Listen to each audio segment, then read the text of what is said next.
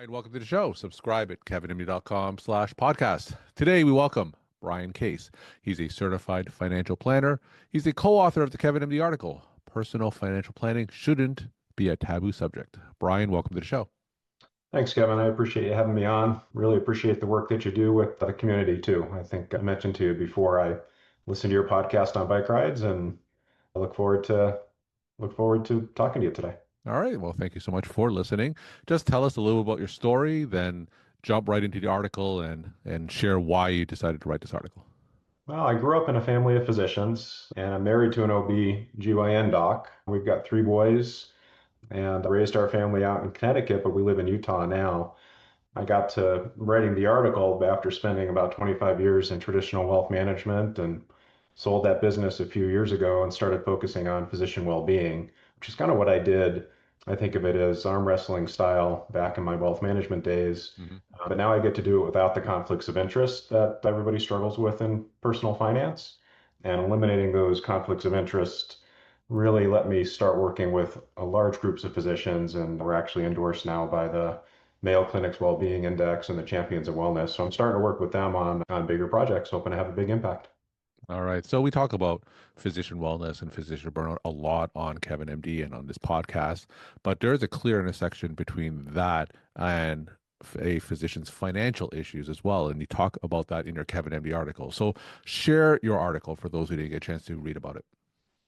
Well, I mean, the basis of the article was just knowing from working individually with physician families for all those years that if I can take the stress level down, the financial stress level down, everything else gets a little bit easier. Hmm. And what I explored in the article with my partners in this were kind of all of the not all of the issues, but a lot of the issues that make personal finance a taboo subject. So I think at the end of the day, that's what we're dealing with is it's a hard topic to talk about. You know, the joke in our house being married to an OB is that all we talk about is sex and money because I'm a CFP and she's an OB. But, you know, most households, those two topics are a lot of stress and hard to talk about. And it really all does come down to language. And what happens in the physician world, as you know, is you guys put your heads down pretty early on, usually, and start ignoring everything other than how to take care of other people. And one of the things you tend to ignore are subjects like personal finance. And unfortunately, in the future, when you get out of residency or training, you know, you're so busy, it's hard to, unless you're really interested in it, it's hard to get into personal finance. So I spent a little bit of time trying to help by calling it a financial literacy problem, and finally learned that physicians don't like to be called illiterate. So we started calling it a taboo subject. And I think that's when I really started to understand what the problem was, what we could do about it, and started building a team and a kind of a process to address it. So in 2025, that intersection between what we call financial literacy or personal finance in the physician world, there's been so much written about that. We have popular websites talking about various investments in personal finance. Have we made enough progress in terms of making personal finance not a taboo subject in the physician world? How much progress have we made in the last few years? I think on one hand, I've seen it get better because there is more discussion and there's more kind of transparency. But on the other hand, I think what we're still dealing with is most of what happens in personal finance feels like sales. So, you know, physicians especially get their radar up pretty quickly when they feel like they're being sold something. And at the same time, you know, as soon as you feel like you're being sold, your guard tends to go up and your trust comes down. And then it's a long road for everybody. Even if you have, you know, willing parties on both sides and everybody's trying to help each other, as soon as that trust comes down a little bit, it really does become a long road. And I think that's what I've been working on the most is making sure that that people understand the conflicts of interest, learn how to navigate them. And again, that kind of comes back to language. If you understand the language of finance, especially as a physician, you guys are all very quick learners. You're used to, you know, new topics and navigating new stuff. But if you don't have the language, it's very easy for somebody like me or in my industry to talk over you. Just like, you know, I've heard a lot of your podcasts actually talk about how easy it is, you know, my words, how easy it is to talk over patients if you're not careful. Mhm. You make that connection between personal finance and physician burnout. Give us some examples or tell us why financial stressors is such a trigger for burnout. Yeah, I think what I saw back in my wealth management days is, my typical new client would be a physician family, around their 50s, maybe 55 or so, when the way I thought about it is when the rubber kind of started to meet the road. Maybe practice is going well, they're finally saving for retirement, it's time to pay for college, and they tend to feel stuck when they get to that point because, it's really not what they necessarily what they signed up for, to still be paying off student debt in your 50s. That's not what you thought back in your 20s would happen. And to have to even worry about paying for college, really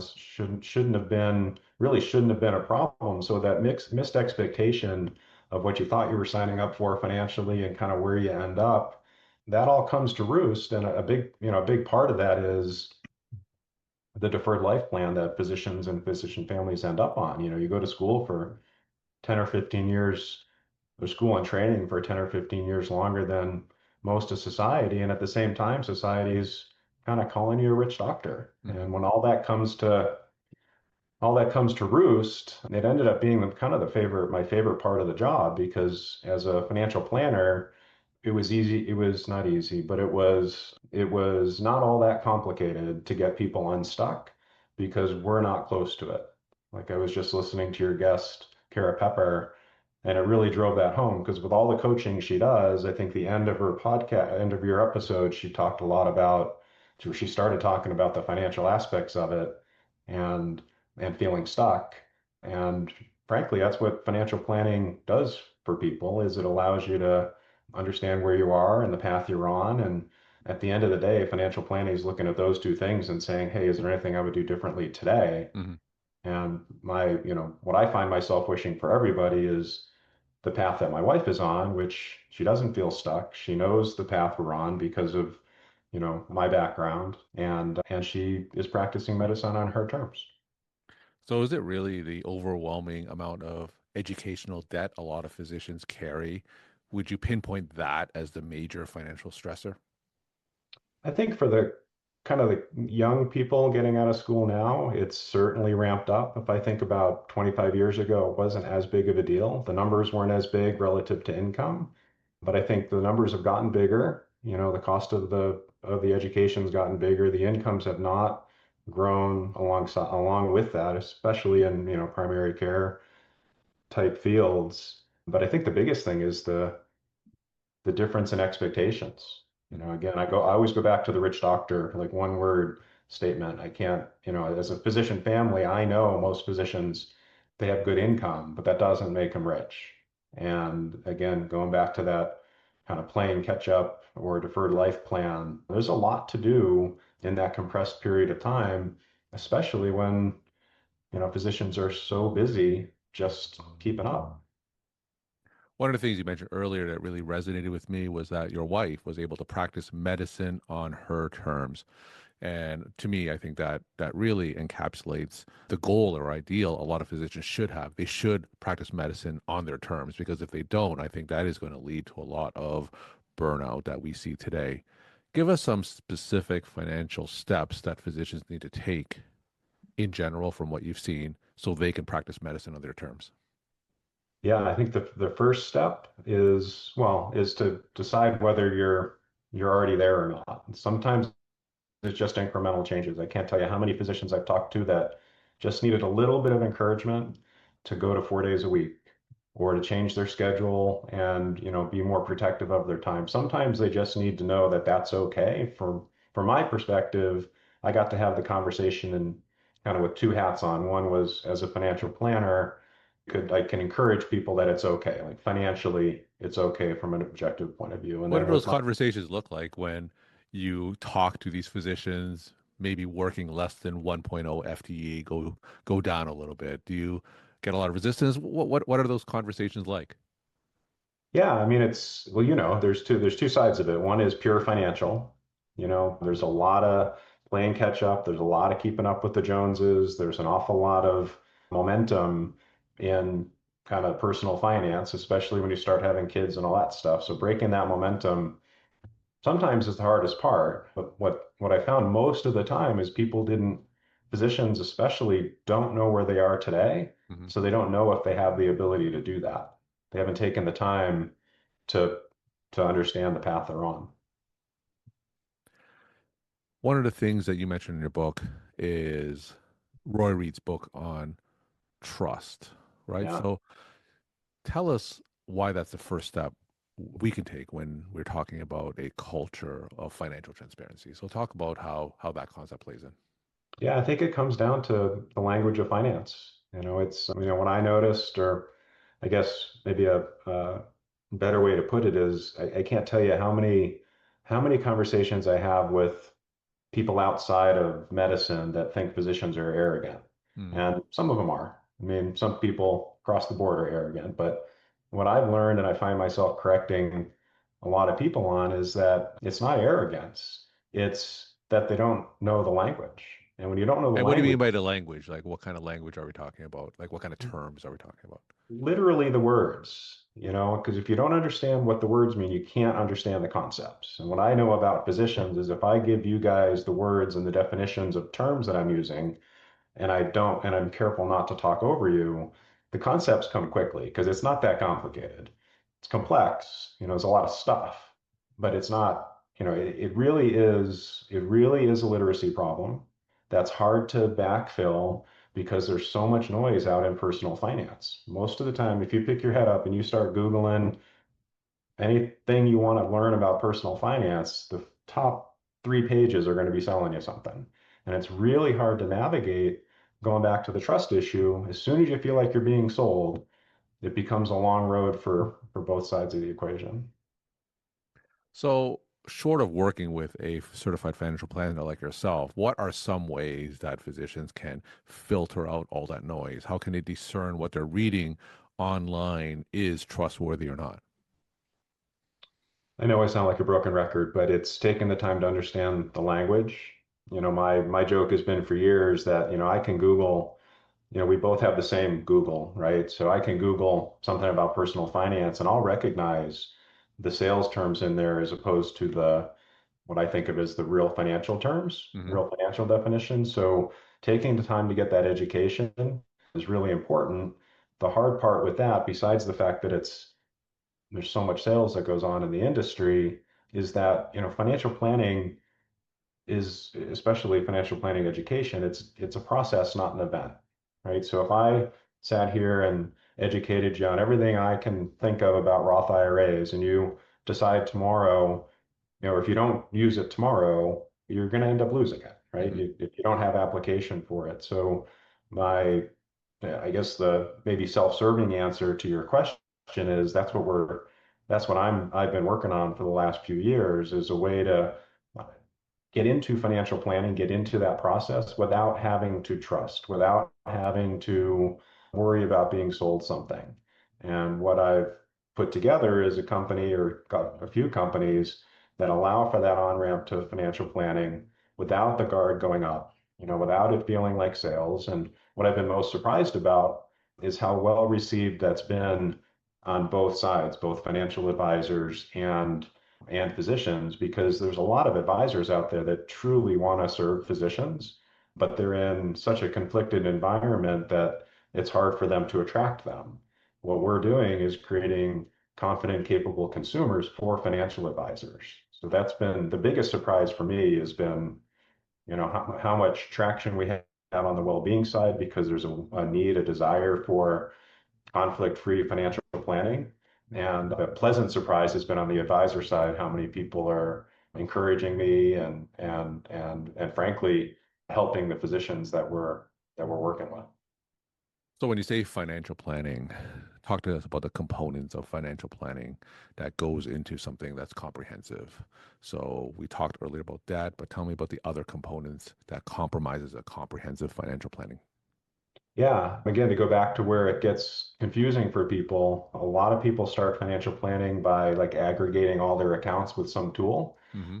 And those tools are generally fishing for money to be moved around or invested or some version of that. So What I encourage people to do is to start more like at 100,000 feet and really organize every aspect of your financial life before you start drilling down into investments. Everybody wants to talk about the shiny objects of investments, right? Nobody wants to talk about estate planning, death and dying, disability.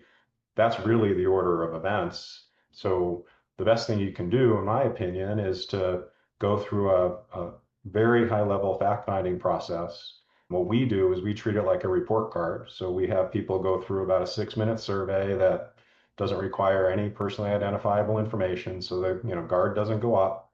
And then we produce a report card that basically says, okay, start here. If you failed estate planning, it might be a good place to start. Most physicians already have they're getting a relatively high grade on income, probably a decent grade on savings rates. Hmm. But again, they tend to ignore it's easy to ignore the things you don't want to talk about, right? Sure. So that's my advice is, let's start at 100,000 feet and then, drill down to the things that are important in that priority order. So we start off this conversation making that connection between financial planning and physician burnout. Now, can you share some stories or examples where a physician client comes to you and you help them with their financial plan and that directly led to an improvement in their burnout?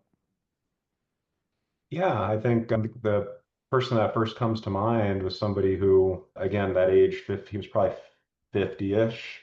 And the introduction to me was, hey, how soon can I retire? Hmm. And that's, typically the solution is get me off this treadmill Yeah. as quickly as you can. And the cool thing for me is that I was able to take that person and kind of get them off of that cliff and say, what's your version of practicing medicine and how can we get there? For him, it was a pretty dramatic change because he had kind of sucked it up for far too long in the situation he was in. A lot of things go and there wasn't at the end of the day, we didn't see any way to navigate that situation. So what we're able to help that whole family do was reassess the whole situation from where do they want to live? Like, Hmm. what does the next chapter look like? And a great thing is that this particular family got to stay in the general area that they were in. They got to kind of change.